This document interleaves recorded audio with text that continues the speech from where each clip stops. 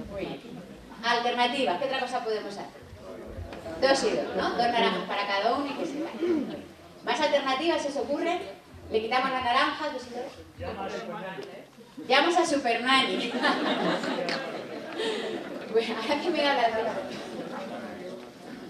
Yo, sinceramente, o sea, con todos mis respetos a Super Nanny, creo que para criar a un hijo es mucho mejor ver El Encantador de Perros que ver a Super Nanny. De verdad, sinceramente.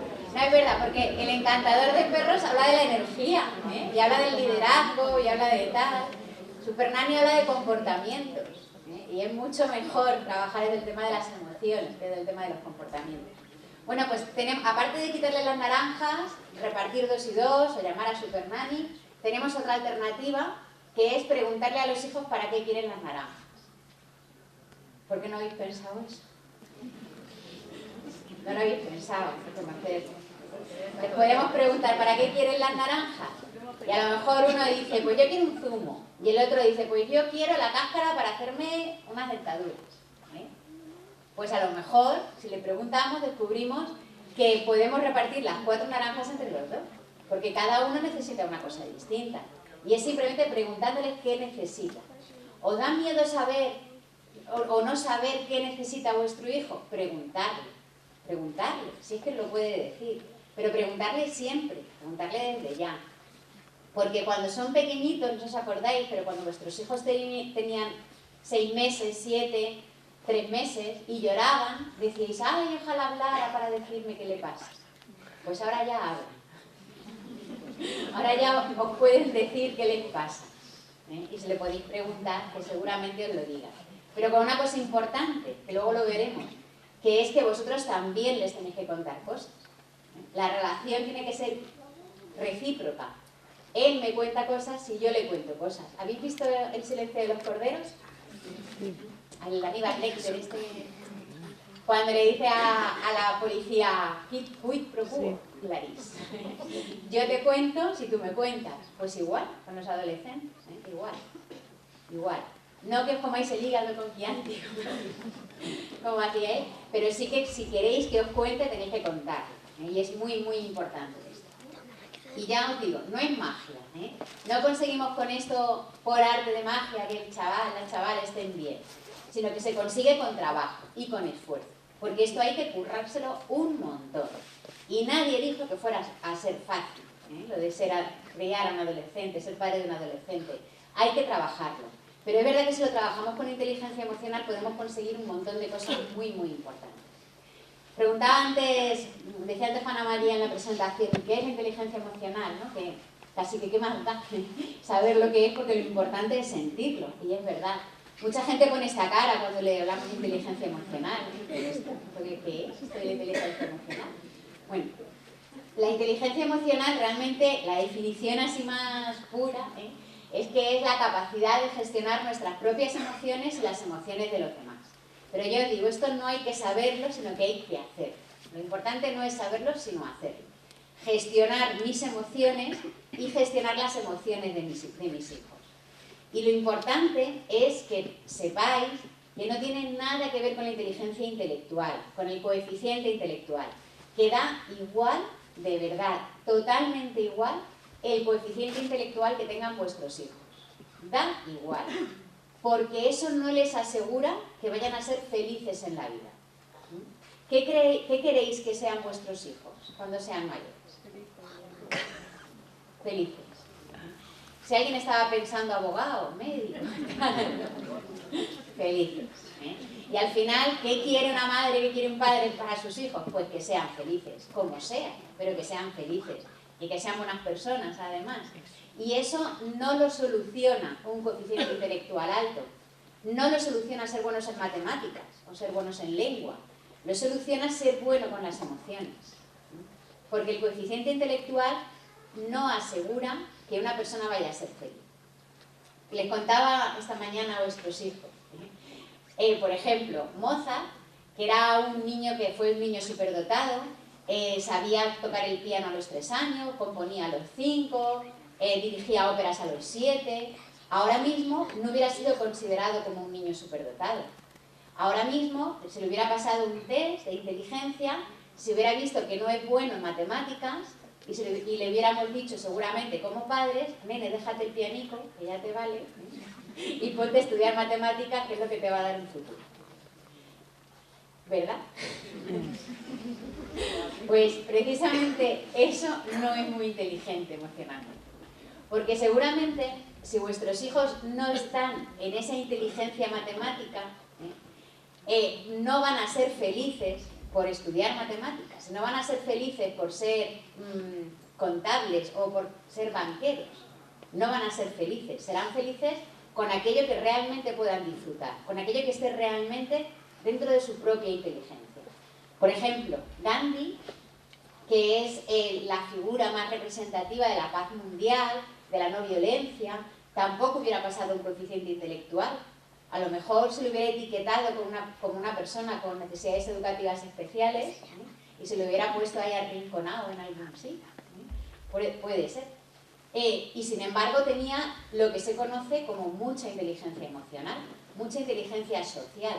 Supo captar las necesidades de su pueblo y luchar con no violencia por los derechos de todas las personas de la India. ¿Qué quiero decir con esto? Pues que si vuestros hijos no son buenos en matemáticas o en lengua, no os preocupéis, de verdad, no pasa nada. Tenéis que pensar que esto es solo parte del sistema educativo. Si estuviéramos en Finlandia, como os decíamos antes, o si estuviéramos en otro país, es que no sería importante, da igual. ¿Por qué? Porque vuestros hijos van a encontrar la felicidad en aquello en lo que se sientan plenamente realizados. Y puede ser que sea en otro tipo de inteligencia, porque puede ser que alguien sea bueno en matemáticas, pero puede ser que una persona sea muy buena en inteligencia musical y que se le dé fenomenal tocar el piano, como a Mozart. ¿Qué hacemos? ¿Le decimos deja de tocar el piano y ponte a estudiar matemáticas? ¿O le decimos toca el piano si eso te hace feliz? No hemos dicho que queríamos que nuestros hijos fueran felices.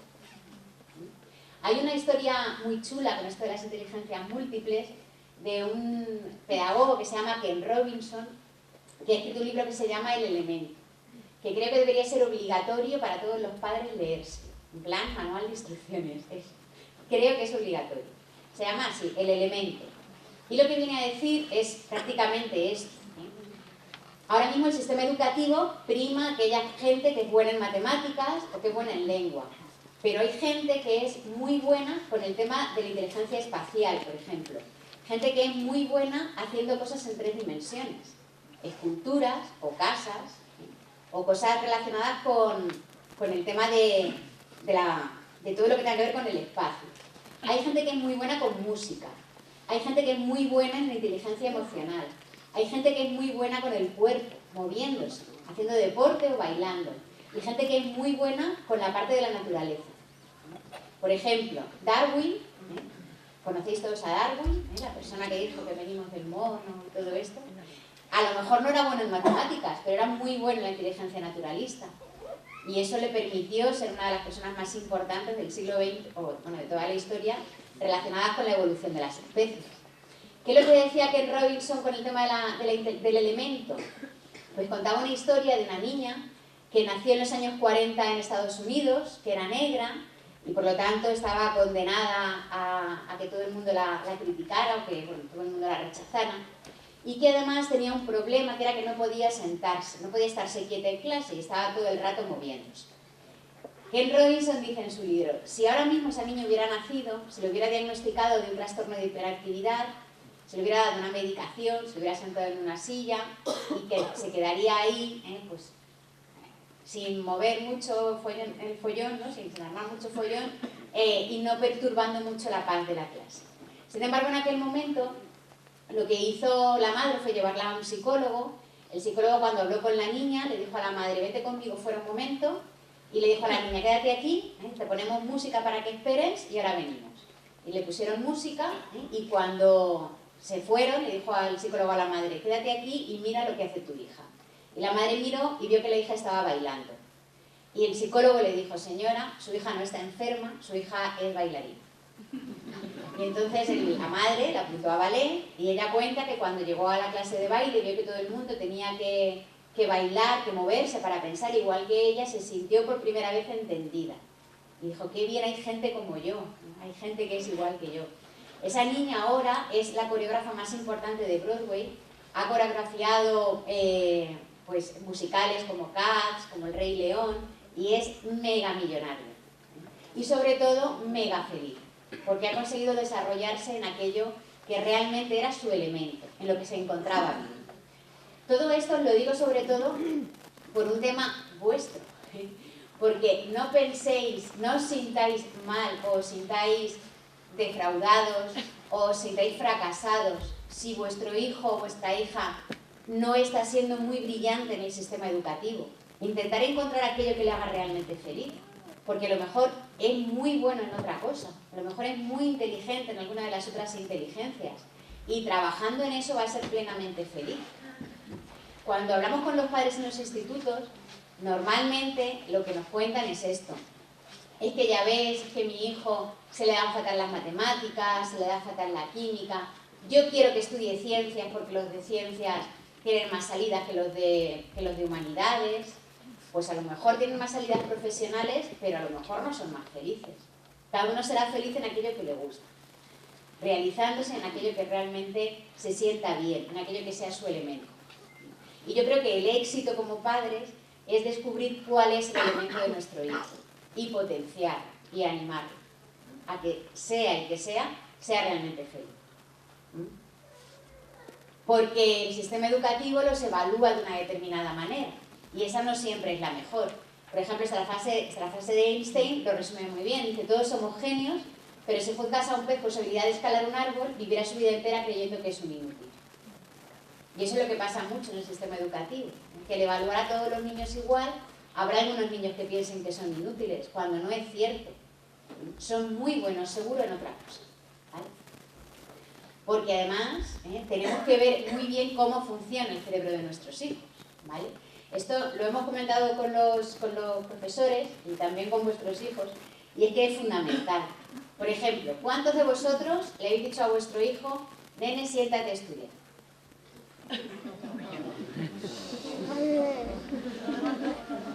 No levantéis la mano, pero sé yo que sí. ¿Cuántos de vuestros hijos han dicho ahora voy, mamá? ¿Verdad? Bueno, hay niños que tienen lo que se llama un patrón de pensamiento kinestésico. Son estos niños a los que se les da muy bien los deportes, se les da muy bien bailar, se les da muy bien todo lo que esté relacionado con el cuerpo. Y ellos, igual que le pasaba a esta niña que os he contado, necesitan moverse para pensar.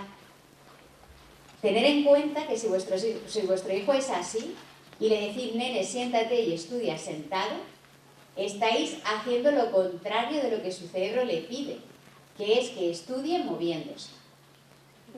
Por lo tanto, que estudie sentado no debe ser un objetivo. ¿Vale? ¿Sabíais esto? No, pues hacerlo. Porque además os quitaréis un gran peso de encima. Y os quitaréis una frase repetitiva de nene, siéntate, nene, siéntate, nene, siéntate. Porque si estudia moviéndose es porque su cerebro lo necesita. Por ejemplo, hay otra cosa importante que es cuando le decimos a nuestro hijo subraya, porque no subraya, ¿no? Subraya lo importante, porque esto es que Mirka y tal, y con esto lo entienden mejor. Pues a lo mejor no tienen ese patrón de pensamiento. Hay gente que cuando recuerda las cosas, lo que hace es recordar sonidos. Y entonces recuerda conversaciones, recuerda música. Pues para este tipo de niños es mucho mejor que estudien leyendo en voz alta. Entonces el nene, cállate y estudia para ti, tampoco es una buena alternativa para estos niños. Ellos necesitan oírse mientras estudian. Y si necesitan oírse mientras estudian, vamos a dejarles. Solamente será bueno el hacerse esquemas o el hacerse dibujitos, el subrayar, aquellos niños que tengan un patrón de pensamiento visual. Los niños que tienen un patrón de pensamiento visual se les conoce porque son niños que se visten de una manera muy determinada, o sea, se visten con muchos complementos. Se ponen collares, se ponen pañuelos, pues yo. Si los veis así es porque seguramente sean visuales. Y ellos sí que necesiten subrayar, o necesiten colores. Es decir, hay que adaptar el estilo de estudio al estilo de pensamiento de vuestros hijos y no al revés. Hay otra cosa importante que es qué hemisferio del cerebro, es decir, qué parte del cerebro tienen con más o menos conexiones neuronales. Hay gente que tiene más conexiones neuronales en el hemisferio izquierdo. Es decir, hay gente que es muy ordenada, muy estructurada, le gusta tener todo en orden y además este tipo de gente suele ser muy buena en matemáticas, en lógica, en este tipo de cosas. Este tipo de gente sí que puede hacerse esquemas, porque para ellos su cerebro funciona así, funciona de manera esquematizada. Hay gente que tiene más conexiones en el hemisferio derecho. Son chavales muy desordenados, que les gusta además la música, que no conciben que algo esté ordenado y esté bien, sino que viven dentro de un determinado caos. Es gente que le gusta mucho el arte, la poesía, suelen ser incluso buenos lectores. Este tipo de alumnos lo mejor que pueden hacer es hacer dibujitos en el libro o en los apuntes, porque para ellos el dibujo representa todo un concepto. Entonces el no pintes el libro tampoco es buena idea para este tipo de alumnos. Es mejor que pinten con dibujitos, porque se acordarán mucho más. ¿Vale? Adaptándonos a todo esto, podremos adaptar la forma de estudiar a la forma de pensar de nuestros hijos. Y entonces será mucho más fácil que descubran su elemento. Incluso que descubran que estudiar les gusta. ¿Por qué? Porque van a tener resultados. Y cuando vean que obtienen resultados con los estudios, van a reducir el absentismo escolar y van a aumentar su propia motivación. Y por lo tanto conseguiremos muchas más cosas. Conseguiremos realmente nuestro objetivo, que es el que comentábamos antes. Queremos que nuestros hijos sean fundamentalmente felices. O como dicen aquí, escandalosamente felices. ¿Verdad? Bueno, ¿tenéis alguna pregunta sobre esto? ¿Alguna duda? ¿Algo que decir? Que os veo muy callados. Dime. ¿Cómo se puede estudiar moviéndose? Pues moviéndose. ¿Sí? Así con el libro. Sí, con el libro andando por el pasillo. O por ejemplo, 5 minutos en la silla, 5 minutos en la cama, 5 minutos de pie. O en vez de estar sentado en la mesa, estar de pie al lado de la mesa, moviendo sin parar la pierna. Porque mi hijo es incapaz de estar sentado. Pues no lo intentes. Entonces, déjalo. Cierra la puerta de la habitación, eso sí, porque no, te pones tú muy nerviosa. Pero ya está, ya está. Él seguramente se le dé muy bien el deporte, se le dé muy bien bailar, sea muy bueno moviéndose con el cuerpo, porque tiene un tipo de patrón de pensamiento kinestésico y es lo que necesita. Estudiará mucho mejor y se le quedarán mucho mejor las cosas si se mueve. Así que cierra la puerta y que estudie. Por ahí tenéis... Yo tengo 2 niñas, pero tampoco me cuadra eso del orden y el desorden. La que es ordenada, sí se hace esquema, y la que es desordenada, es que es casi todo, se lo estudia íntegro, se puede decir, y muy desordenada con los papeles, los apuntes se le pierde. Sí, la gente que es ordenada, hemisferio izquierdo, necesita esquemas, porque es su manera de organizar la información. La gente que es desordenada, hemisferio derecho, no se hace esquemas. Entonces a tu hija que es desordenada no le puedes decir que se haga esquemas, porque no le vale la misma forma de estudiar que tu otra hija. Es mucho mejor que le animes a hacerse dibujos, que sinteticen la información de lo que se está estudiando. Y que se haga como una especie de infografías, que se llama ahora, que es como si fueran los apuntes transcritos a dibujos. Y así estudiará mucho mejor. Es así. Por ahí tenéis otra mano. ¿Cómo me ha dicho que se llama? Infografías. ¿Algo más? ¿Seguimos? ¿Continuamos para bingo? Venga, continuamos para bingo. Porque además de todo esto, de saber cómo estudiar nuestros hijos y qué tienen que estudiar nuestros hijos, cómo podemos hacerles que se motiven para los estudios haciendo aquello que realmente les gusta, descubriendo su elemento, es importantísimo también el estado de ánimo. Esta cara no la podemos tener. No. Esta cara es una cara de alguien que está continuamente quejándose, que está continuamente criticándolo todo. Normalmente con palabras un poco malsonantes también, ¿verdad? Este tipo de personas es muy difícil convivir con ellas. Con este tipo de personas es muy difícil llevarse bien. Y existen, y están ahí, están ahí fuera. Pero como padres tenemos que intentar no tener esa cara. ¿Vosotros creéis que un niño o una niña de 12 años con un problema con sus amigas va a ir a contaros algo si tenéis esta cara? Pues no. Os lo digo yo, imposible. Imposible, porque ya tira para atrás, sales corriendo. ¿Qué te voy a contar de ti con esta cara truño? Decía un amigo mío, que es verdad, tienen ese tipo de cara. ¿Cómo podemos intentar evitar tener este tipo de cara? Trabajando bien las emociones. Esta es la idea, tener esta cara, esa cara de paz, de felicidad, que podemos conseguir de dos maneras. O bien con sustancias ilegales, o bien gestionando bien las emociones. Porque hay que gestionarse muy bien las emociones. Las emociones son inevitables y pasan. Y vivimos situaciones en la vida que nos hacen tener emociones determinadas. Pero hay que saber gestionarlas bien. Hay que saber qué es exactamente lo que estás sintiendo y cómo tienes que modificar esa emoción si crees que la consecuencia no está siendo positiva, para ti o para los demás. Y eso es la inteligencia emocional. Mirad, esto es un cerebro así partido por la mitad. Si habéis cocinado sesos alguna vez, ¿lo habéis visto? Esta sería la parte de la frente y esta sería la parte del cuello, ¿vale? Lo que nos hace que sintamos cosas, las emociones, está en esta parte de aquí, en esta parte que se llama el sistema límbico o el cerebro reptiliano, porque lo tenemos en común con los reptiles, es decir, los lagartos sienten también, sienten frío, sienten hambre, sienten sed, sienten miedo, igual que nosotros. Lo que pasa es que nosotros lo interpretamos y entonces le damos una palabra y digo, esto que noto es hambre, esto que noto es sueño, esto que noto es miedo, y lo interpreto por la parte de fuera del cerebro. Esta parte, el cerebro reptiliano, es una parte muy, muy intensa, capaz de generar emociones a un nivel muy intenso. Tanto que cuando estamos viviendo una situación, una emoción muy intensa, el cerebro necesita mucha sangre. Entonces, si yo estoy muy nerviosa, o estoy con mucho miedo, o estoy muy enamorada, necesito mucha sangre en esta parte y las otras partes del cerebro se quedan sin tanta sangre.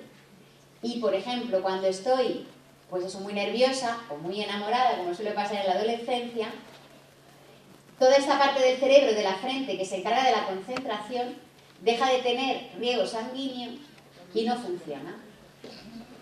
Entonces, si vemos que nuestros hijos están muy enamorados, muy nerviosos o muy asustados por lo que sea, no se pueden concentrar. Imposible que se concentren. Porque no tienen capacidad, riego sanguíneo suficiente para poder concentrarse. Solución, que se relajen. Enseñarles técnicas de relajación. ¿Cómo les podemos enseñar técnicas de relajación? Haciendo nosotros técnicas de relajación. Importantísimo. Lo comentaba esta mañana también con vuestros hijos. Imaginaros que nosotros somos como un botijo. Aunque algunos por el cuerpo, ¿no? Es más fácil imaginarlo. Si estáis echando agua sin parar a un botijo, ¿qué pasa al final? Que se desborda, se sale por el otro pitorro. ¿Qué hay que hacer? Vaciar el botijo. Y todos los días vivimos muchísimas emociones. ¿Y qué pocas veces vaciamos el botijo? ¿Qué pocas veces vaciamos esas emociones? Todos los días deberéis hacer el ejercicio de vaciar el botijo para que al día siguiente se pueda volver a llenar. ¿Cómo lo vaciamos? Una forma muy buena es haciendo deporte, saliendo a caminar, dándote un paseo, una vuelta a la manzana, importantísimo. ¿Que no lo podemos hacer? Hacer relajación, hacer ejercicios de respiración en casa, hacer ejercicios de yoga. Si tenéis internet, en YouTube hay millones de vídeos que os explican cómo hacer técnicas de relajación. Y si todo eso os parece muy complicado, escribir en un papel lo que hayáis vivido durante el día y las emociones que hayáis sentido, porque eso es muy bueno para vaciar el botijo y para que podamos seguir llenándolo. Importantísimo. Dedicaros todos los días 5 minutos a vaciaros, todos los días. 5 minutos no es nada. Los podéis conseguir incluso antes de cerrar los ojos, cuando estéis durmiendo.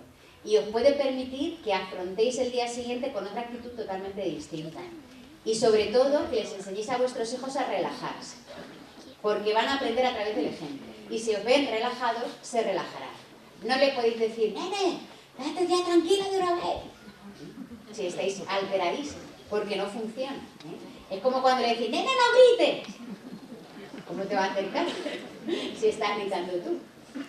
Además, muy importante, que bueno, ahora cuando veáis la parte esta roja, que es justo en mitad del cerebro, oculta, en la parte ahí más del medio, es lo que comentaba del sistema límbico, el hipotálamo, que es el que se encarga de las emociones.